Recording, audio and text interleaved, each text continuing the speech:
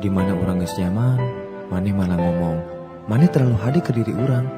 Jeung tanpa dosa, maneh malah ninggalkeun orang tanpa jawaban jeung alasan. Di mana orang geus nyaman, maneh malah milih jeung si eta, anu menurut orang, maneh jeung si eta bedana. Di mana orang geus nyaman, maneh malah ngadusta, bari jeung ngomongna rek satia salawasna. Kadang lucunya nu ngaranna cinta teh sabodo eta. Di mana orang geus nyaman, maneh malah curiga, maneh malah nuduh anu teu ku urang dilakonan.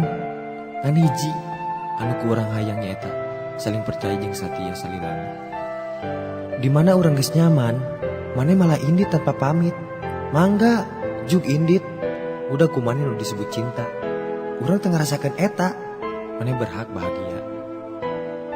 Di mana orang geus nyaman, jelema anu ku urang dipikanya malah direbut ku babaturan. Tapi orang teu ngarasa sedih, malah orang bersyukur. Eta tandana Gusti Allah geus misakeun urang ti jelema anu salah.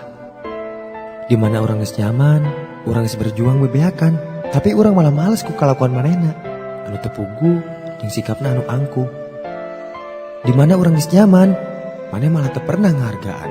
Cigana ayeuna geus waktuna urang eureun mudag nu ngaranna cinta. Sabab urang sadar, manehna teu pernah bisa ngahargaan perjuangan anu ku urang dilakonan. Di mana orang geus nyaman, maneh malah loba janji, berijing eueuh bukti anu pasti. Tong pura-pura, lamun maneh teu suka, tong ngomong sayang.